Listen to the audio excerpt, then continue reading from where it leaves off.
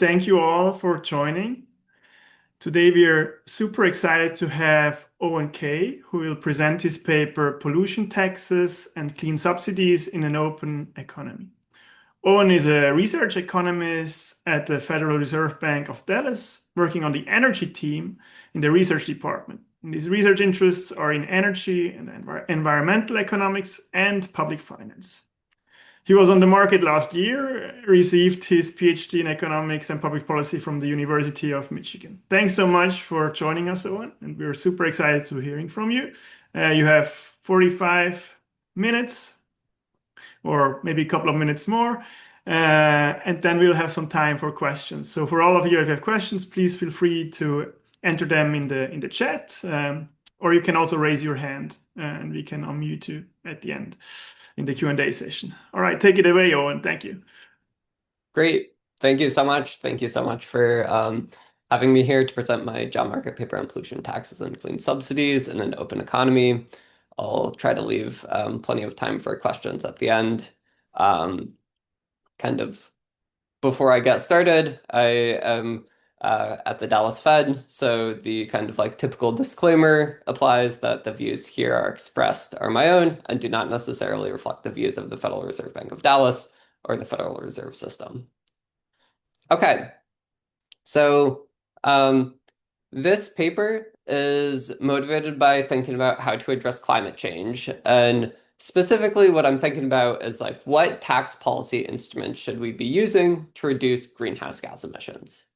And as economists, we have some intuition from Econ 101 or the targeting principle that suggests that if you could only impose the efficient Pigouvian carbon tax on the source of a negative externality, there isn't a need to have other policies as well.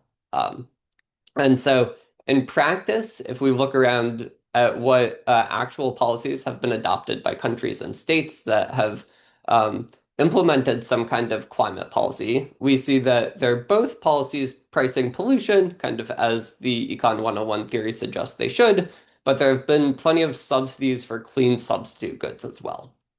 And so kind of the EU emission trading system and California's cap and trade are probably the two most famous carbon prices, but there are a number of others as well. But it's not hard to find plenty of examples of clean subsidies for like clean energy manufacturing or electric vehicles or clean hydrogen. And so this paper is trying to think about the choice between these two kind of like baskets of policies of carbon prices, carbon taxes, or clean subsidies. And specifically, I'm going to be thinking about this from the perspective of an open economy and trying to think about whether trade may impact the kind of like intuition we get from Econ 101. And so why is this context important? Well, the majority of greenhouse gas emissions are associated with either the production or use of goods that are traded. And even for goods that aren't traded globally, a lot of the sources of emissions are at least traded like locally or regionally. So that this open economy context might be relevant to states and subnational governments setting policies as well. Furthermore, greenhouse gases are the classic example of what's called a global pollutant. So just so we're on the same page, what do I mean by this? It means that a ton of carbon dioxide emitted anywhere in the world is going to have the same climate change effect. It's going to have the same warming effect, regardless of whether it was emitted in the US and the EU and China. The warming effect will be the same. And then finally, individual countries can only tax or subsidize activity that takes place domestically. So if I'm a policymaker in the US and I really care about reducing emissions globally, I don't have the tax instruments to tax dirty production that takes place abroad, and therefore kind of the Pigouvian prescription for how to correct for climate change might not apply directly. I can't tax production that takes place abroad, even though I may want to do so, according to Pigou. Okay, so what is the specific research question that I'm going to be looking at? I'm going to be asking, for a tradable good, should an open economy use a pollution tax or a clean subsidy to correct for a global environmental externality? And I'll be thinking about how openness to trade is going to impact the incentives and policy choices of individual jurisdictions. And I'll be thinking, in addition, about the effect on what I'm calling total climate policy ambition. So this is just how ambitious is individual jurisdictions' policy in general across the set of policy instruments that they choose to implement. Um, to do this, I'm going to present a multi-country optimal tax model with pollution taxes and clean subsidies on dirty and clean production processes. Okay, so before getting into the model, I think a little bit of intuition slash framing is important for what's different about an individual country compared to kind of the Econ 101 benchmark we may have in the back of our head. Well, the first thing is that individual countries might have different incentives than a global social planner. Um, Individual countries taking unilateral action might only care about damages that occur domestically to their own country or state, and so they might only be considering the domestic social costs of pollution rather than the global social costs of pollution. This creates the free riding problem, um, where with a global pollutant, damages occur everywhere. And this is true regardless of whether the source of the emissions is for goods that are tradable or not. So even if we had closed economies with no trade or interactions with each other, the global pollutant would still make this free riding a problem. In addition, kind of as I mentioned before, individual countries have limited tax instruments. I can't directly tax dirty goods that are produced and consumed abroad. And so this restriction on tax instruments means that even if I'm a domestic policymaker, I can't implement the kind of like first best carbon tax. Okay, what is now, if we think about open economies, individual open economies, when we open an individual economy up to trade, what kind of additional complications does this create? And well, trade is going to create economic linkages causing pollution leakage. So what I mean by pollution leakage in this talk is the movement of polluting activity out of high environmental tax jurisdictions as a result of the tax. So with a global pollutant, this leakage is going to directly undermine the effectiveness of pollution taxes because I don't care where the emissions come from. If the tax just moves it from home to abroad, I haven't actually achieved my kind of environmental purpose for taxing the good in the first place. In addition, trade may create connect economic outcomes between jurisdictions, where domestic tax policy might impact economic welfare abroad through like manipulating terms of trade, for example. And trade may also create policy interdependence between jurisdictions. If the domestic policy affects um, how effective policy is abroad, it might change policymakers' marginal incentives to change policy abroad. To preview the results, I'm going to present domestically optimal policy in an open economy. And I'm going to show a couple things. First, I'm going to show that openness to trade is going to rationalize the use of a clean subsidy in addition to a pollution tax. So unlike the kind of Pigouvian prescription from Econ 101, where all you need to do is have a carbon tax or a tax directly on the externality producing good, here, if I'm an individual jurisdiction, with an open economy, I'm going to optimally want to use both a tax and a subsidy together. Um, in addition, if I want to know how much I should rely on the tax versus the subsidy, what I'm going to need to know is this rate of pollution leakage. And for a small open economy, the pollution leakage rate is going to be a sufficient statistic for the reliance on the pollution tax versus the clean subsidy. In addition, thinking about what I'm calling total policy ambition, again, how ambitious is my policy across the suite of using a tax and a subsidy, I'm going to show that policy ambition is going to be constant. And in particular, it's going to be equal to the value the domestic policymaker places on avoided emissions.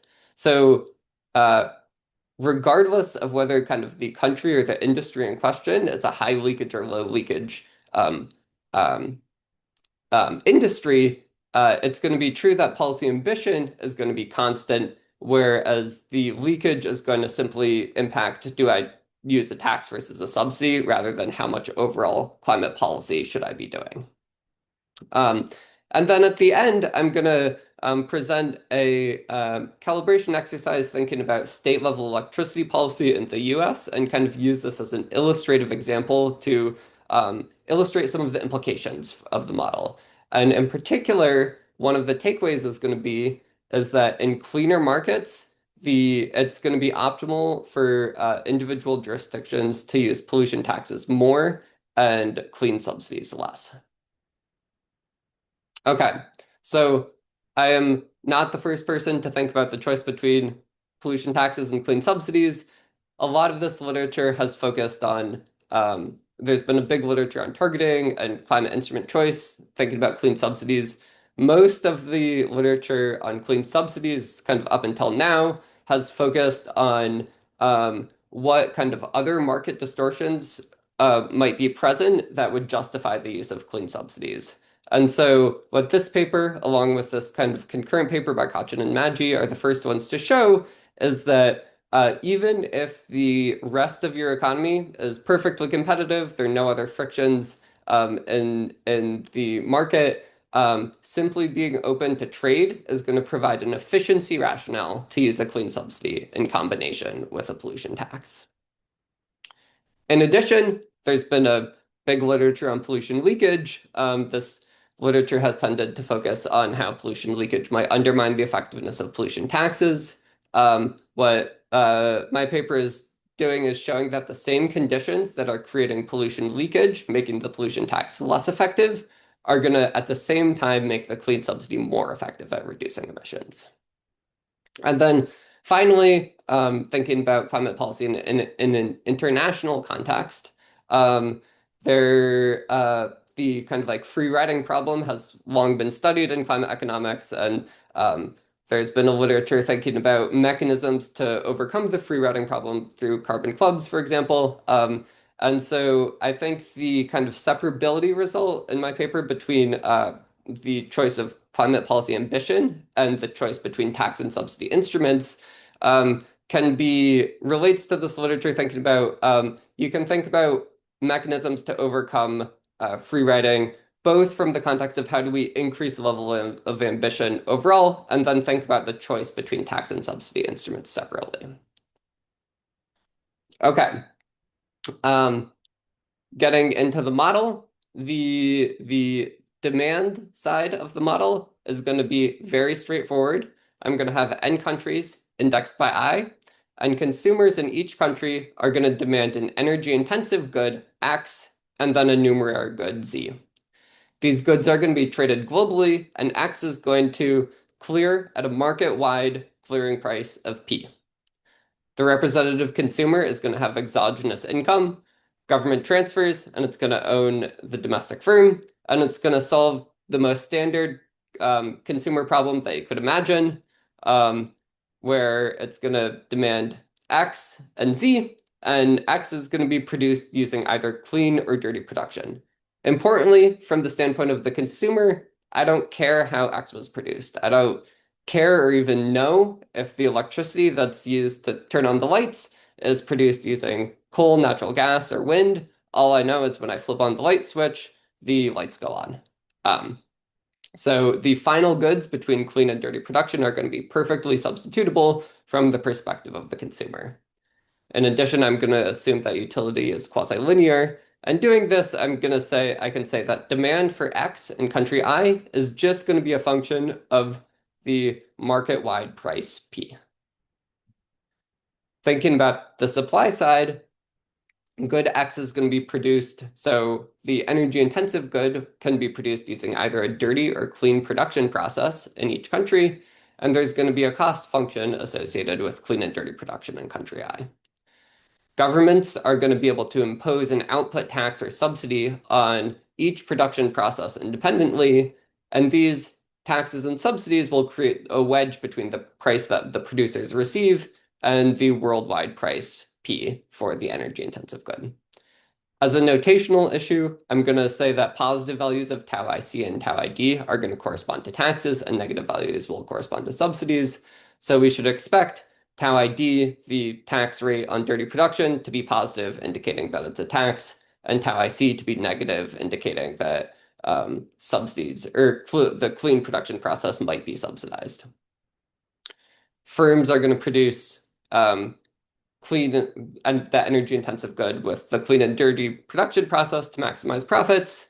And the supply of X using clean and dirty production is simply given as the functions of the after tax prices for producers. Okay.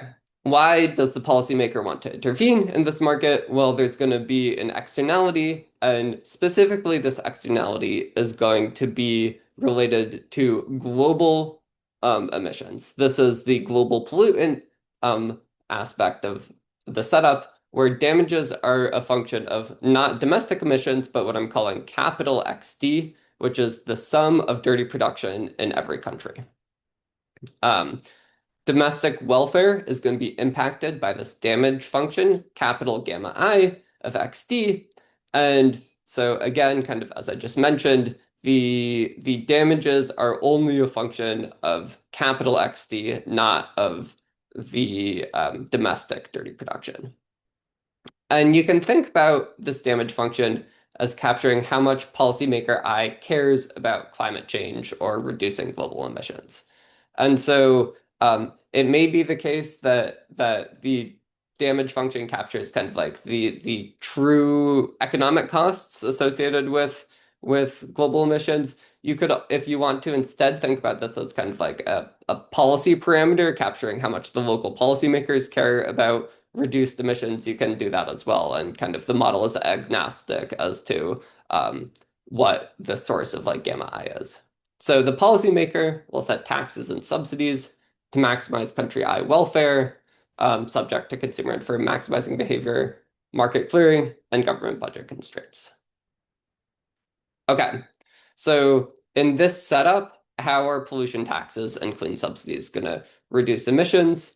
Well, if you implement a pollution tax, you set tau ID greater than 0 on your domestic dirty production, what's going to happen as a result? The producer price for domestic dirty producers is going to decrease. And as a result of this decrease, domestic dirty production will decrease. So P minus tau ID will go down, domestic dirty production decreases. However, we know that not all of the incidents will fall on the domestic dirty producers. As a result, there will be some change in the worldwide market clearing price, P, for the energy intensive good, and this is going to have some ramifications. So as P goes up, we're going to see that foreign dirty producers are going to produce more. And this is exactly the pollution leakage. The pollution tax at home decreases the producer price for domestic dirty producers, increases the world price, which increases dirty production abroad. In addition, the increase in the world price will have a bunch of other ramifications, such as increasing domestic clean production, increasing foreign clean production, and decreasing world consumption. But these are going to matter less for the environmental objective. Okay. On the other hand, how does the clean subsidy work? If you implement a clean subsidy here, the producer price for the domestic clean producers will go up, encouraging domestic clean producers to produce more. This will have the effect of crowding out other producers in the market and decreasing the world price P. So again, the incidence isn't only borne by the domestic clean producers. The world price P will go down, making the domestic dirty production and foreign dirty production decrease. The relative rate at which domestic and foreign dirty production decrease compared to changes in consumption or foreign clean production are going to determine how effective the subsidy is at reducing global emissions. Okay, so I think it's useful as I start to think about optimal policy to start thinking about optimal policy in two very familiar benchmark economies. The first is if we had a global policymaker that could set tax rates and subsidy rates everywhere in the world. So if we don't have this restriction on which tax instruments we can use, what would the global policymaker do? Well, they would set tau IC and tau ID in accordance with the classic Pigouvian tax on dirty production.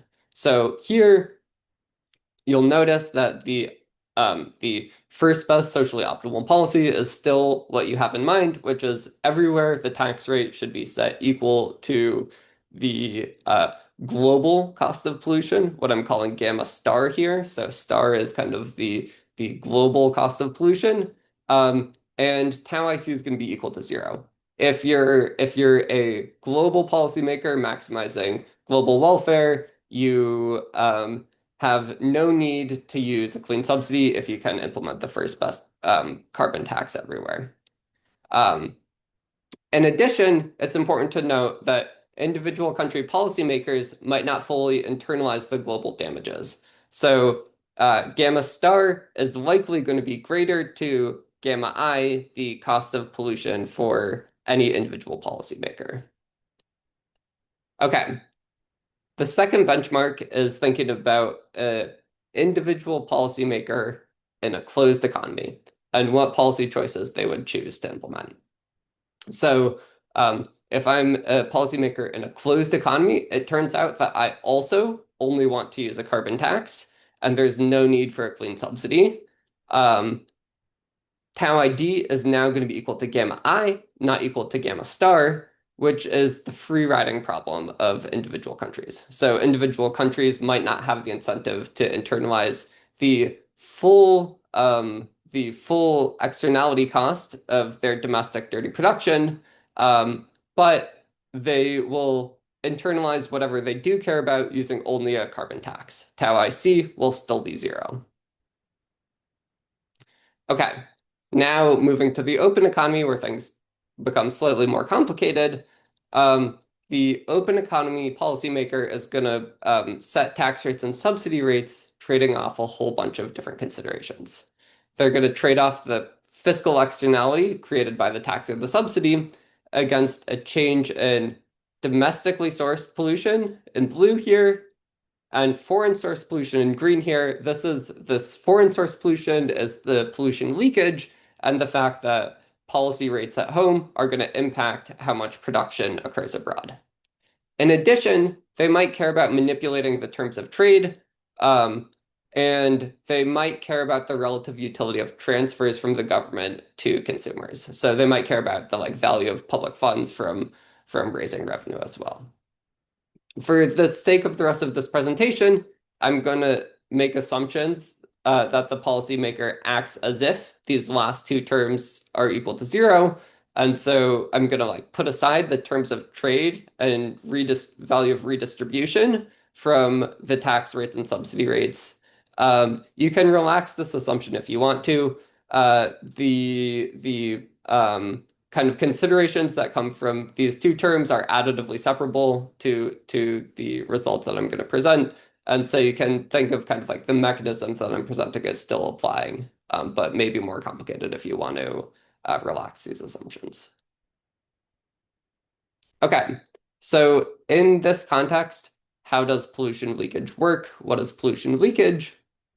Well, as I mentioned, taxes and subsidies are going to change the world price, which affects production and consumption abroad as well as at home.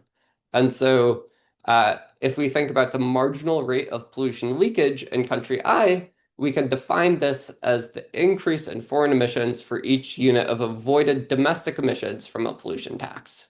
In the context of my model, Li here is the definition for the marginal rate of pollution leakage. And in my model, this is going to be higher when foreign dirty production, and the numerator here is more elastic, and it's going to be lower when foreign dirty production is less elastic. So the more responsive dirty production abroad is to changes in the market price, the higher the marginal leakage rate will be. Um, um, okay. Getting to optimal policy for the open economy. In the open economy, if the open economy policymaker is only able to use a pollution tax, the pollution leakage is going to impact the effectiveness of the pollution tax. Exactly for what I discussed earlier. If production just moves abroad, you haven't achieved your objective. Um, as a result, not surprisingly, you have to modify the design of the pollution tax. When a pollution tax is used alone, the optimal tax rate is going to be now equal to gamma I times 1 minus the leakage rate. So, whereas in the closed economy, the optimal pollution tax was simply equal to gamma I, how much the domestic policymaker cared about avoided emissions, now it's going to be decreased by 1 minus the leakage rate. Um, it's the optimal tax is affected both by the free riding problem and by the leakage problem. Instead, if we allow the domestic policymaker to use both a tax and a subsidy in combination, for the first time, we're going to see that it's actually optimal to use a clean subsidy as well. So now the optimal combination, tau IC, is no longer equal to zero, and the optimal expressions for the tax rate and subsidy rate are going to be given by these expressions. So what do we see? The tax rate is still reduced by something that looks like 1 minus the leakage term with this additional correction.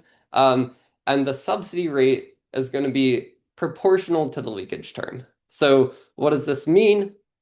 This means that when you have higher leakage, the tax rate is going to decrease, the optimal tax rate will decrease, but the optimal subsidy rate is actually going to increase in magnitude. Um, and this is precisely because the kind of economic primitives that are making leakage worse, making the pollution tax less effective, are actually making the clean subsidy more effective at reducing emissions. Um, um, I think this is a good opportunity to talk about uh, uh, another policy tool that a lot of people have thought about trying to correct for the leakage problem, which is border carbon adjustments. And if you could, what happens if you could just include a border carbon adjustment, so a tariff on imported domestic dirty production on to complement your pollution tax. Doing so is not going to undermine the use of a clean subsidy. So the role of the subsidy is going to be robust to the inclusion of a border adjustment. And if you allow the policymaker to use this border carbon adjustment, they'll still want to do so, but they'll still want to do the clean subsidy as well. And the intuition here is that although the border carbon adjustment is good at kind of keeping demand side or consumption side leakage in check, what the clean subsidy does is it essentially crowds out dirty production that's both produced and consumed abroad, which is something that the border carbon adjustment doesn't do. So okay. So kind of building off of these expressions for the tax rate and the subsidy rate, if I want to think about the relative importance of the carbon tax versus the clean subsidy, I can think about the ratio between these two optimal policy rates. And doing so, I find that the ratio is simply equal to this expression here of 1 minus the leakage rate minus this correction term that I have kind of skipped over divided by the leakage rate. So the correction term here is a like cross instrument fiscal externality term. And in particular, as you have a smaller and smaller economy, this omega I is going to go to zero. And so for a small open economy, the marginal leakage rate, LI, is going to be a sufficient statistic for this policy ratio about how much should a policymaker care about a tax rate versus, or optimally use a tax rate versus a subsidy rate. And in particular, you see, in addition, that nowhere does gamma I show up here. So the optimal policy ratio does not directly depend on how much the policymaker actually cares about reducing global emissions. So you could have a policymaker that cared a lot about reducing global emissions versus one that cared very little about reducing global emissions. In both cases, to know how much they should rely on the tax rate versus the subsidy rate, all that you need to know is the rate of leakage. So this brings me to the kind of like second main point, which is thinking about total policy ambition. So if I'm instead of being interested in do I use a tax versus a subsidy, if what I care about is how much overall policy should an individual country implement, I'm going to define this as policy ambition and define it as the sum of the tax rate plus the subsidy rate.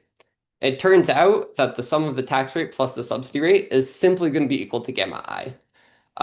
So this only depends on the domestic marginal social cost of carbon, and it doesn't depend on the rate of leakage. So kind of like the flip side of what I was saying on the previous slide, um, which is that if you have a high leakage economy or a high leakage industry and a low leakage industry, it's not the case that the high leakage industry you're going to want to do less. You're going to want to do less climate policy. You simply are going to want to implement your climate policy in a different way for higher leakage industries leaning more on the clean subsidy and lower leakage industries leaning more on the carbon tax. Okay. Um, Turning next to thinking through some of the implications for this model in US electricity markets. And so, why did I choose to think about US electricity markets? Well, I think this is going to be a helpful illustrative example for exploring some of the implications of the model. Um, and why is that the case? Well, in the US, there are three major grids, and this is going to provide a side-by-side comparison for how different markets and market characteristics are going to influence the rate of leakage and optimal policy. Um, the map to the right here shows that there's one interconnection in the east, one interconnection in the west, and then Texas off doing its own thing. Um, and so the comparing the Eastern interconnection as one market and the Western interconnection as a separate market kind of provides this comparison to see how market characteristics change what policies individual states within these larger markets should be implementing. In addition, many aspects of the model are well suited for electricity. Renewable and fossil generated electricity are close substitutes to each other, kind of as I was saying. Turning on the lights, I don't even know where the electrons that power my lights come from.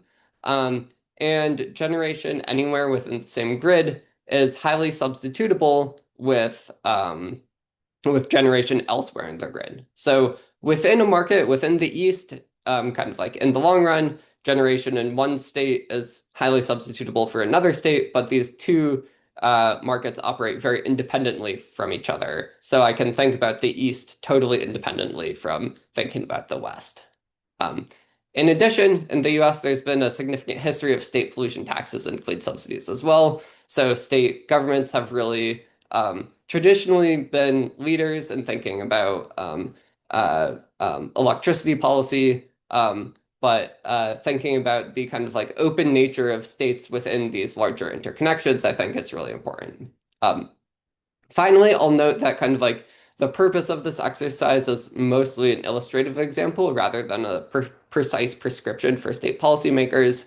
And so there are a bunch of things about electricity markets that this model is not addressed to suit. So kind of like the results here should be taken as like exploring implications of the model rather than take this number to a policymaker and tell them to implement it directly.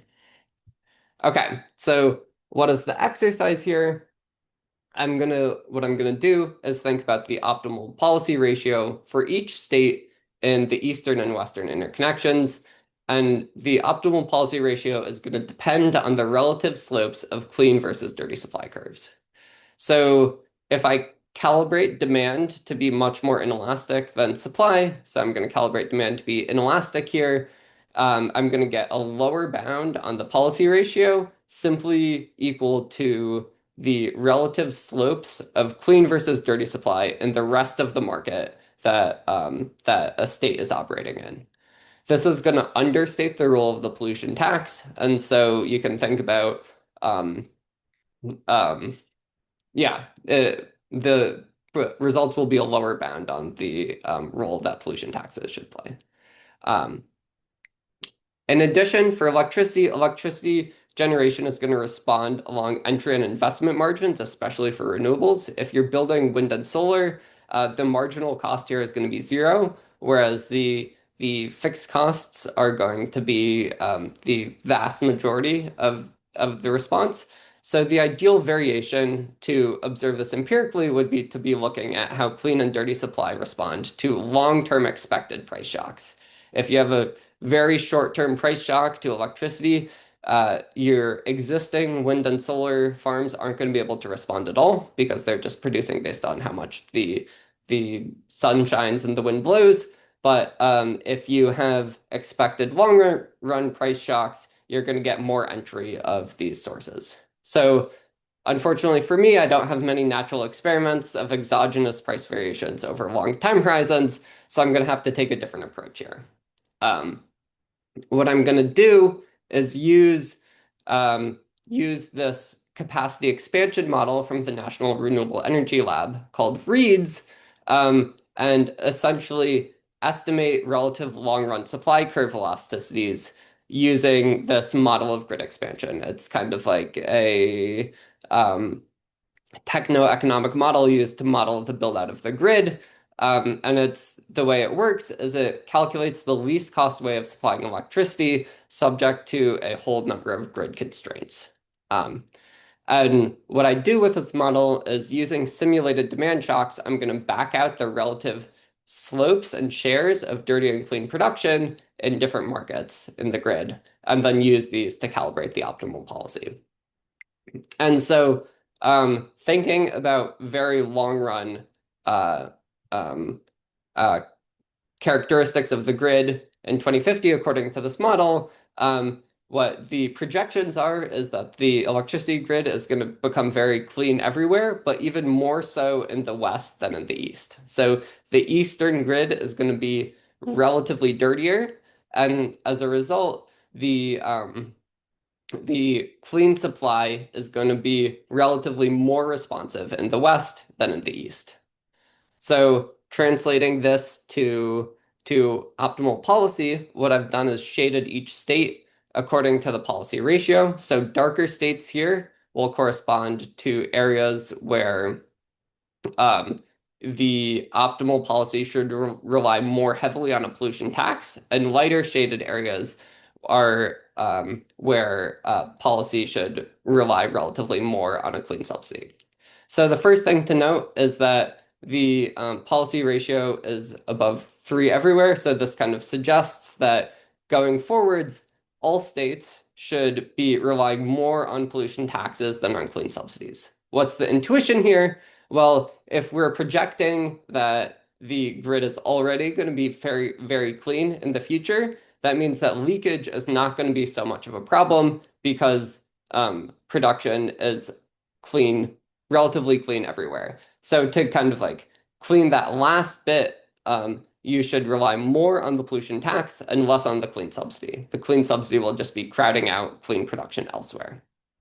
Um, Next, if you think about looking at the Western interconnection over here versus the Eastern interconnection, you can see that states in the West are much darker than states in the East. So in the West, where the grid is already cleaner and is projected to be even cleaner than in the East, it's going to be even more important to rely more on pollution taxes for additional incremental policy. Um, if the rest of your trading partners already are using primarily clean production, a clean subsidy at home, increasing clean production at home simply is going to crowd out clean production among your trading partners and therefore won't achieve kind of any environmental rationale. Okay. Um, to wrap up, in conclusion, I presented a model, and the takeaways here is thinking about pollution taxes and clean subsidies in an open economy. What I'm showing here is that openness to trade is providing an efficiency rationale to subsidize clean production in addition to taxing pollution. So, unlike most of the prior literature that has said that um, the clean subsidies can be justified if we have other market distortions present. Openness to trade on its own is going to provide the efficiency rationale, even if the rest of the market is perfectly competitive. Furthermore, the reliance on a tax versus a subsidy is going to depend on the marginal rate of pollution leakage. So if I want to know how much should I tax versus how much should I subsidize, um, the pollution leakage rate is going to tell me exactly how much of one versus the other to do. Um, the flip side of this is thinking about policy ambition. Overall policy ambition is going to be constant and equal to how much the domestic policymaker values reduced emissions, and therefore it's going to be independent of the rate of leakage. So it's not the case that higher rates of leakage means that we should be doing less climate policy. Instead, higher rates of leakage means that we should use a subsidy more and a tax less, but the overall policy ambition should be independent from the rate of leakage. Finally, thinking about how some implications for this model and kind of this like illustrative example of U.S. electricity markets, one rule of thumb that you can use is that if you have a cleaner market, you're optimally you should rely more on a pollution tax, and if your trading partners are dirty, there's optimally you should rely more on a um, clean subsidy. And so with that, I think there's plenty of time for questions still. Any comments and questions are greatly appreciated. Thank you. Excellent. Thanks so much, Owen, for a very clear and interesting presentation. So if you guys have questions, please feel free to post them in the Q&A. Our panelists can obviously also raise their hands. And to break the ice, let me maybe start with a question. I was wondering, because there is this concern about using clean subsidies of the Jevons paradox, right? That subsidies Mhm. themselves could cause behavioral responses which could offset some of the benefits of these policies. So I was wondering if something like that was present, right? If there was such a feedback, this would just basically make the clean subsidy less appealing, but you would still use them unless this would be really strong, I guess. Or do you have any views on this? Yeah, I mean, so kind of like fundamentally in the closed economy, one of the reasons why you would prefer to use the pollution tax versus a clean subsidy is the clean subsidy is getting the like price wrong of the energy intensive good, and subsidizing is going to lead to like too much consumption of energy relative to the numeraire good and everything else. And so kind of like that mechanism is incorporated into this model. This is kind of like one of the efficiency costs of using a subsidy relative to a tax. Um, um, and you would want to do less because of that, and kind of like the degree to which you are just like encouraging additional consumption by subsidizing clean is going to make your clean subsidy less effective. So that's kind of like baked into the Hmm. optimal policy already of the clean subsidy. But then in that case, what was not because you mentioned carbon border adjustment. I mean, if that was preventively large, right, to prevent leakage, then I guess you would, because you mentioned this doesn't really change your results, that you would also want to use the subsidy. But in So okay, so on the border adjustment, what you can do is you can make your border adjustment large enough so that kind of like the like level of leakage, so that there isn't like an absolute level increase in dirty production, but it's not going to prevent the fact that on the margin, including a clean subsidy would like further reduce emissions by kind of like crowding out what is produced and consumed abroad. So the like what matters for the optimal policy rates is going to be what's on the like margin rather than kind of like the absolute level of how much production shifts abroad. Um, got hopefully it. that made sense. That makes sense. Thanks. I think Caroline also had a question, so you can Yes. self. Yes, thank you so much. Thank you for your presentation. So the question I'm most curious about, I think, is about the practical policy implications of your results.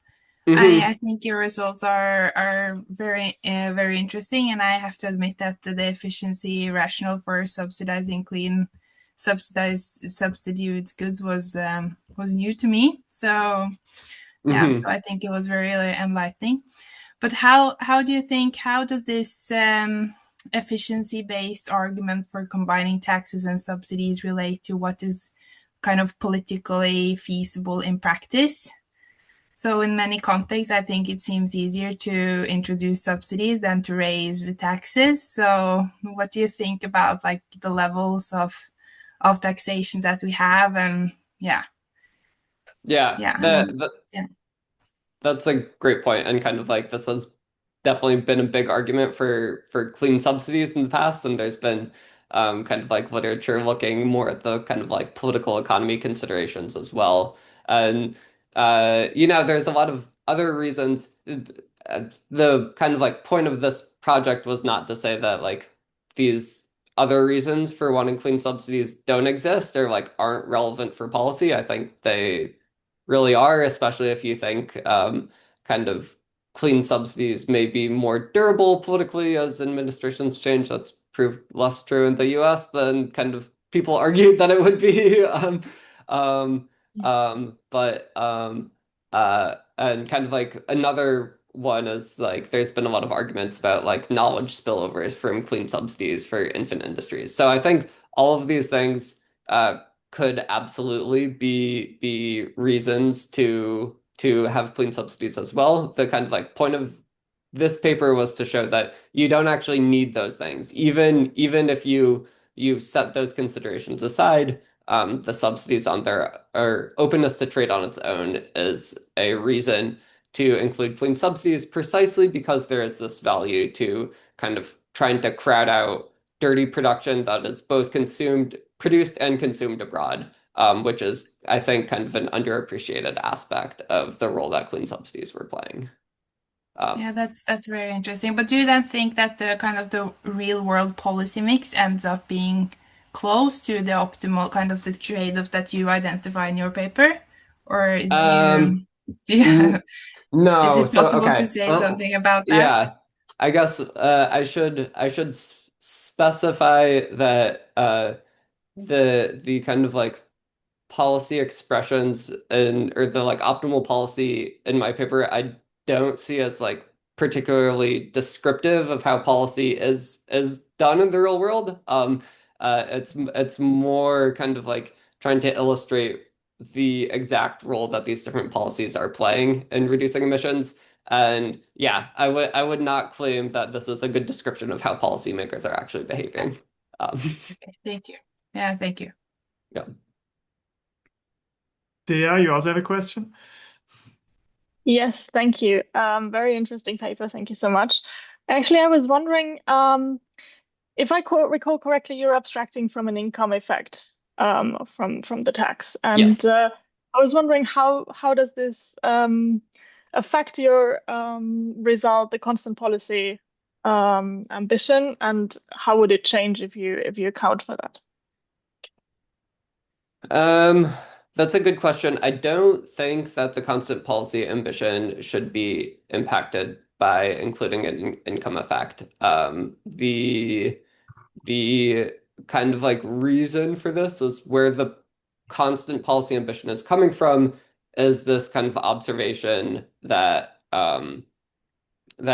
clean that the the kind of like effectiveness of clean subsidies is uh um exactly the same conditions that create pollution leakage are exactly the things that make clean subsidies more effective. So pollution leakage and the kind of like crowding out of dirty production from clean subsidies are two sides of the same coin. It's both kind of are occurring from changing the world price, which is changing incentives for um, foreign dirty producers. So I think including income effects would, definitely make things more complicated, but I don't, without having worked through it explicitly, I don't think it should impact this like policy ambition choice. Um, Thank you so much. yeah. Great. There are some more questions in the chat. Robin Detling had two questions. Okay. First one is about scale economies. So if there are scale economies at an aggregate global industry level, then could a tax leading to lower domestic dirty production result in lower world prices? Would this imply no or less leakage in the model?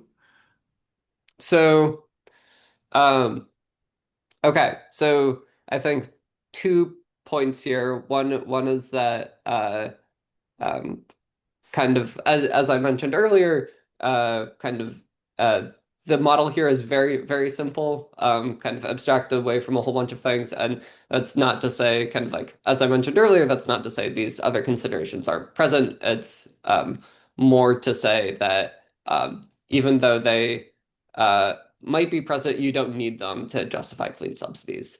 The kind of like follow on that I'll add is one possible interaction here is that if you do have like scale economies or like learning spillovers where subsidizing clean production at home actually spills over and affects the production functions abroad, then you could have this case where your policy at home is endogenously changing the marginal rate of leakage abroad. And so you could see dynamic considerations here. And so, kind of like the thought experiment is um, if you have these learning spillovers, it might be optimal to start off by subsidizing clean. Doing so creates these spillovers abroad, increases clean production abroad, which both lowers emissions from abroad, but also endogenously lowers the rate of pollution leakage, making the domestic carbon tax more effective and the clean subsidy less effective. So kind of like incorporating this into a like learning spillover model, you would expect to see kind of like a steepening of the like time profile where you would want to start higher and then phase out faster clean subsidies, and kind of pollution taxes would be the opposite. Super Um, interesting. Maybe to just to follow up on this and also on the discussion with Caroline, or no, with Thea, I meant this result of the separability of the overall level of the climate policy stance and the choice of instruments. It's a very nice result. Have you also thought about what specifically would break it? Yeah. So, importantly, it is going to depend on the substitutability between clean and dirty production. So here I have clean and dirty production being perfect substitutes for each other. And if uh dirty production and clean sub production are substitutable, but not perfectly so, then it's no longer going to be the case where the kind of like what I was saying this came from is the fact that pollution leakage and clean subsidies are kind of like two sides of the same coin. And so if increases in clean production don't offset dirty production one for one, this is going to kind of like dampen the effectiveness of clean subsidies in a way where they're not totally offset. So that would be one example. Um, Very interesting. I think Robin had a second question, which was about also a bit these spillovers of clean subsidies. So he asks, a subsidy funded by domestic agents could leak local tax funds to foreign consumers. Does this make the subsidy less attractive? so um, the there are if you wanted to you could kind of include kind of considerations of like tax exporting in this model of thinking about um um uh um the kind of like sources of public funds. Ultimately, if the objective function of the policymaker here is that they care about reducing emissions and they raising funds to reduce emissions is costly because it's a transfer. Um, um, um, you can kind of like turn up how costly it is, like what the efficiency cost of like raising revenues would be, and you would get like a level shift down. So if it was the case that it was really costly on efficiency grounds to raise tax revenue, you would want to do more of the pollution tax and less of the clean subsidy. But this would kind of be like a uniform level shift in these like two policy instruments. Um, Thinking about tax exporting specifically, I think kind of like there have been a bunch of kind of considerations of like, oh, we don't want in political discourse, there have been a bunch of considerations about we don't want subsidies going to foreign producers or going to foreign consumers. I think the kind of like considerations here of what I care about is consumer welfare, producer welfare, and reductions in the environmental externality. Kind of like based on if you have a policymaker that is considering those three things specifically and not kind of like these like additional sorry, this is a long-winded way of saying it becomes harder if you say like, oh, I specifically don't want tax revenue going to like particular countries. That's a little bit harder to incorporate into the optimizing behavior of the policymaker. Um, Great. We're almost out of time. Maybe one last question. There is one question by Muhammad, and in particular, he asks about to what extent we should think about or like how would this generalize to developing countries? Because also maybe expanding a bit on the question, developing countries are often thought of as pollution havens, and maybe for them there is also a trade-off, right, between development considerations and basically climate or environmental concerns. So I was wondering, yeah, how this could fit into this framework. Yeah, absolutely. And so I think the the there are a couple things here. One is that kind of the degree to which the local policymaker cares about reducing emissions. You can think of this as relative to the value of like consumption for the domestic consumer. So if you think about developing countries as perhaps having a higher marginal utility of consumption from starting at a lower place of economic consumption overall, you might see that the kind of gamma I, the relative importance on reduced emissions is going to be lower there. Um, the pollution haven kind of aspect here, kind of a lot of that has been discussed traditionally in the example of like local pollutants, where kind of local pollution is directly affecting kind of only the domestic country. That's a little bit less of an issue here with a global pollutant, because again, you're only bearing a very small portion of the total kind of incidence of global pollution, of the global pollutant. So I think there's definitely kind of similarities to the pollution haven literature, but it's not all directly applicable. Um, Excellent. Thanks so much, Owen. This was really fantastic. And thank you all for joining and for engaging in the Q&A. It's been really insightful.